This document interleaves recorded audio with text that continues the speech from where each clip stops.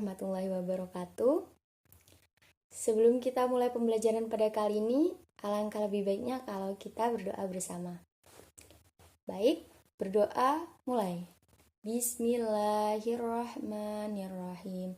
Raditu billahi robba wa bil islami dina wa bi muhammadin nabiyya wa rasula. Rabbi zidni ilma warzuqni fahma. Amin ya rabbal alamin. Semoga pelajaran kita pada kali ini mendapat ridho dari Allah dan menjadi manfaat untuk diri kita, baik untuk diri kita sendiri maupun untuk orang lain. Nah, apa kabar hari ini? Kabar baik? Sehat? Semoga kita semua senantiasa sehat dan selalu berada di dalam lindungan Allah Subhanahu wa taala. Meskipun kita masih belajar online, kita harus tetap semangat dan giat belajar. Oke? Jadi mari kita mulai pelajaran pada kali ini. Selanjutnya kita akan membahas tentang menganalisis makna Asmaul Husna. Nah, yang pertama kita akan mengetahui dulu pengertian dari apa sih Asmaul Husna itu. Asmaul Husna itu berasal dari bahasa Arab, dari kata al-asma yang artinya nama yang merupakan bentuk jamak dan al-isma dalam bentuk tunggalnya. Al-husna itu sendiri artinya yang paling baik. Jadi secara istilah arti dari Asmaul Husna adalah nama-nama Allah yang terbaik atau yang terindah. Jumlah Asmaul Husna ini ada 99 nama, namun ketepatan dari jumlah itu masih ada beberapa perbedaan. Jadi hanya Allah Subhanahu wa taala sajalah yang tahu banyaknya nama-nama Allah yang tepat. Yang selanjutnya yaitu tentang dalil Asmaul Husna. Dalil tentang Asmaul Husna ini berarti yang menyangkut tentang Asmaul Husna itu sendiri. Itu di sini disebutkan hanya milik Allah Asmaul Husna. Maka bermohonlah kepadanya dengan menyebut Asmaul Husna itu dan tinggalkanlah orang-orang yang menyimpang dari kebenaran dalam menyebut nama-namanya. Nah, nanti mereka akan mendapat balasan terhadap apa yang telah mereka kerjakan. Jadi kita diperintahkan atau dianjurkan untuk bermohon kepada Allah itu dengan menyebut nama-nama Allah yang baik, yaitu dengan Asmaul Husna. Jadi saat berdoa itu boleh dia diawali dengan membaca Asmaul Husna terlebih dahulu. Nah, itu disebutkan dalam surah Al-A'raf ayat 180. Yang selanjutnya yaitu asma-asma Allah yang menunjukkan sifat zat Allah. Ini adalah pembagian Asmaul Husna ditinjau dari maknanya. Yang pertama yaitu asma Allah yang menunjukkan sifat zatnya dari Allah ini. Yaitu yang pertama ada Al-Hayyu, Maha Hidup. Jadi sifatnya Allah itu maha hidup, tidak pernah mati. Yang kedua yaitu Al-Alim, Maha mengetahui. Yang ketiga As-Sami, Maha mendengar. Yang keempat Al-Basir, Maha melihat. Yang kelima Al-Qawi, Maha kuat. Yang keenam Al-Ali, Maha tinggi. Yang ketujuh Al-Aziz, Maha mulia. Dan yang terakhir yaitu Al-Qadir, Maha kuasa. Nah, yang selanjutnya yaitu adalah asma-asma Allah yang menunjukkan sifat perbuatan atau fi'liyah Allah.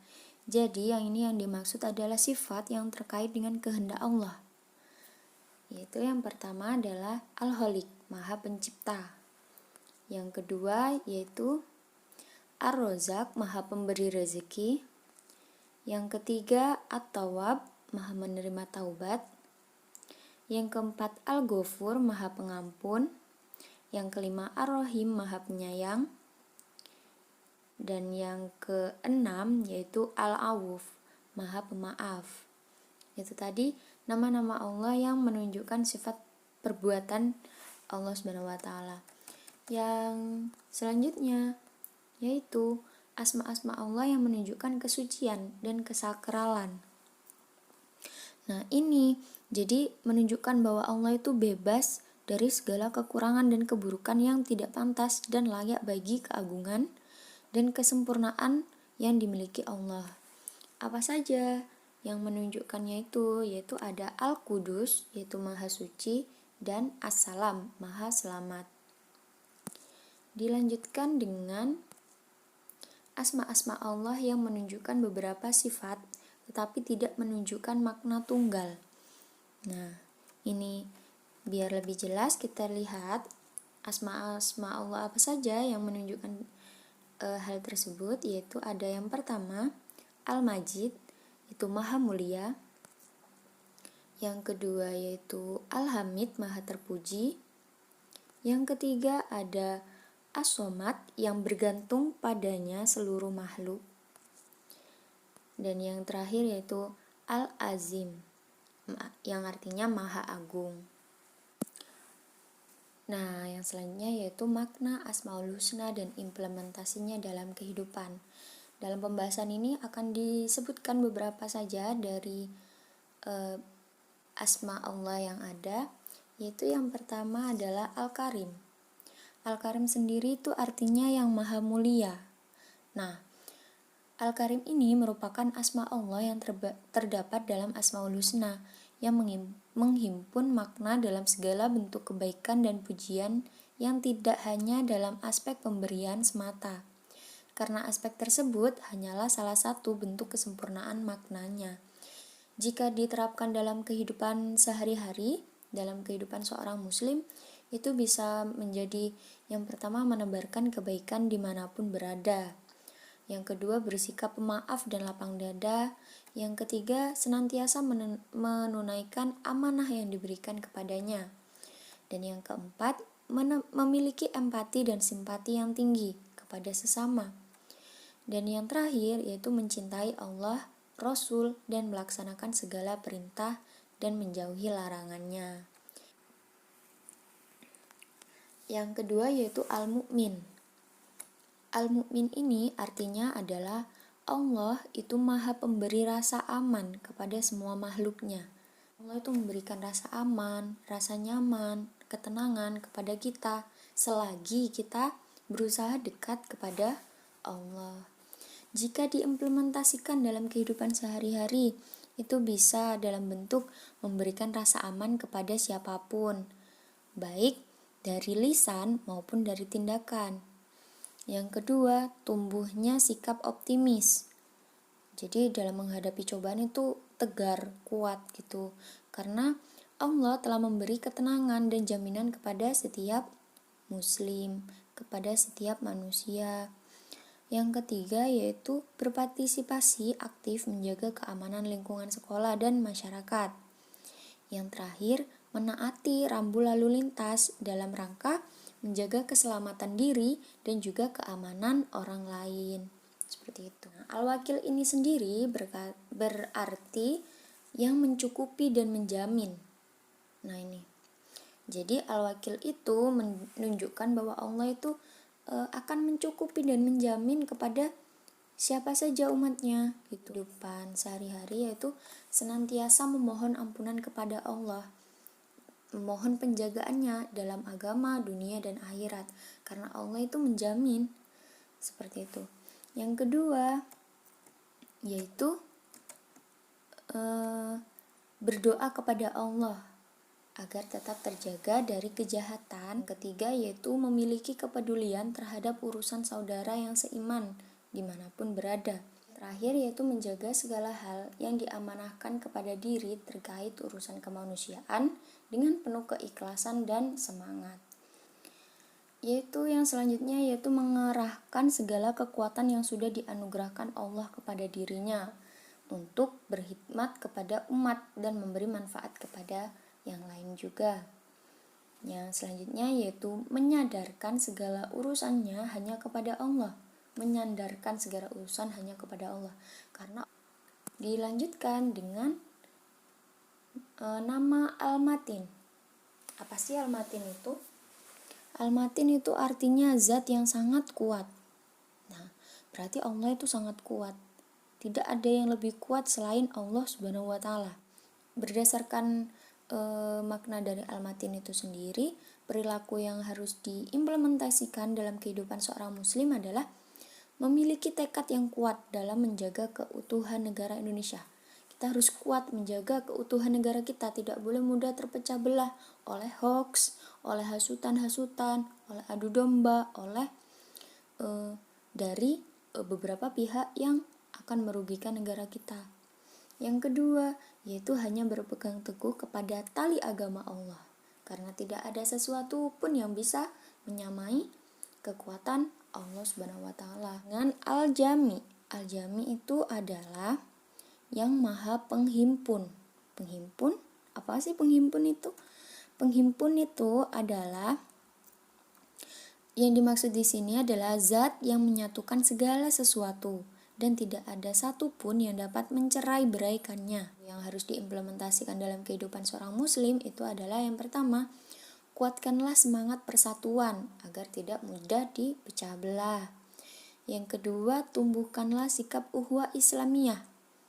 Jadi tidak memandang itu ras apa, etnis apa, suku apa, tapi selama itu sesama muslim kita harus menjaga uhwah Islamiyah. Yang ketiga yaitu kembangkan sikap toleran terhadap perbedaan. Lanjutkan dengan al-adl. Al-adl sudah tahu kan artinya, yaitu yang maha adil. Wah, Allah itu maha adil kepada siapapun. Gak ada Allah lebih baik sama yang ini, Allah jahat sama yang ini, gak ada. Allah itu adil, sesuai takaran. Nah, berdasarkan makna itu, sikap dan perilaku yang harus diimplementasikan dalam kehidupan seorang muslim adalah yang pertama, memberikan perlakuan yang sama kepada orang dalam pergaulan sehari-hari. Yang kedua, menetapkan hukum yang sama kepada siapapun yang bersalah. Gak boleh tumpul ke atas tajam ke bawah, itu gak boleh. Seperti itu. Yang selanjutnya yaitu al-akhir.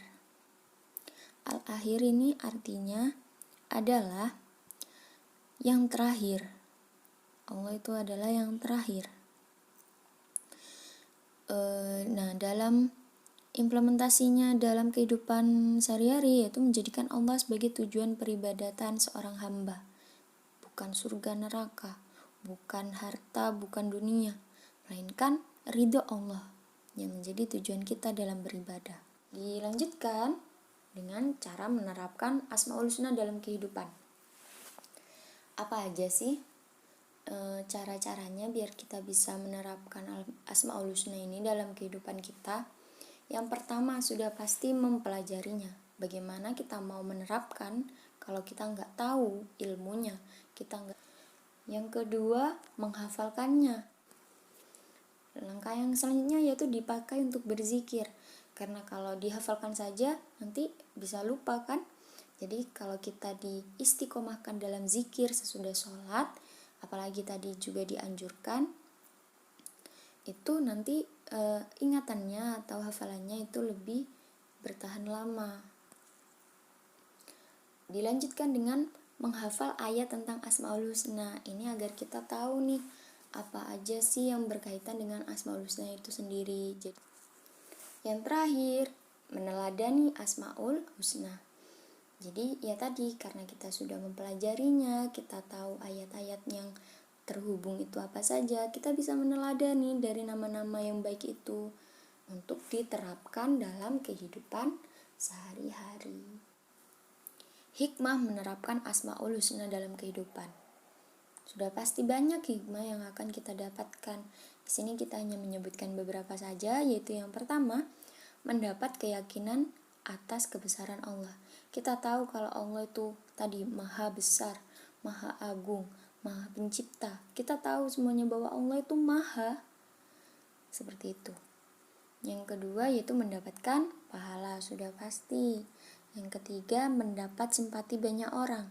Kenapa? Karena kalau kita menerapkan Asmaul Husna dalam kehidupan, pasti akhlak kita akan menjadi akhlak-akhlak yang baik.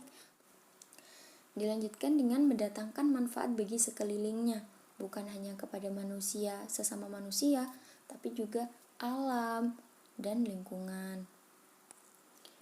Selanjutnya yaitu lebih baik dalam menjalankan ibadah. Ya, karena tadi itu lebih khusyuk, lebih kita menumbuhkan sifat khusyuk, raja, khauf, tawadu, taubat, ikhlas, mahabbah, tawakal dan lain sebagainya hanya kepada Allah. Jadi ibadahnya akan lebih lebih murni. Yang selanjutnya termotivasi untuk melaksanakan kegiatan ubudiyah, baik itu lahir maupun batin. Yang selanjutnya yaitu terbentuk karakter akhlakul karimah. Akhlak kita akan menjadi akhlak-akhlak yang terpuji. Yang selanjutnya mencintai Allah, Rasul, dan Al-Quran. Sudah tentu. Yang selanjutnya menanamkan sikap yang baik. Yang terakhir, tidak mudah putus asa karena tahu ada kekuatan yang lebih besar dari kekuatan kita, dari kekuatan orang yang kita hadapi, dari kekuatan alam, yaitu kekuatan Allah Subhanahu wa taala. Itulah tadi hikmah dari menerapkan Asmaul Husna dalam kehidupan. Banyak sekali hikmah-hikmah baiknya. Jadi alangkah lebih baik juga kalau kita mencoba menerapkan Asmaul Husna ini dalam kehidupan kita mulai sekarang ya. Nah, gimana tadi pembahasannya? Mudah dipahami kan? Jika ada yang kurang bisa dipahami, bisa ditanyakan langsung kepada Ibu melalui WhatsApp ataupun di LMS yang sudah disediakan. Nah, untuk itu, sekian pembelajaran kali ini. Semoga ilmu yang kita dapatkan hari ini bermanfaat untuk kita nantinya. Terima kasih. Sampai jumpa di pembelajaran selanjutnya. Wassalamualaikum warahmatullahi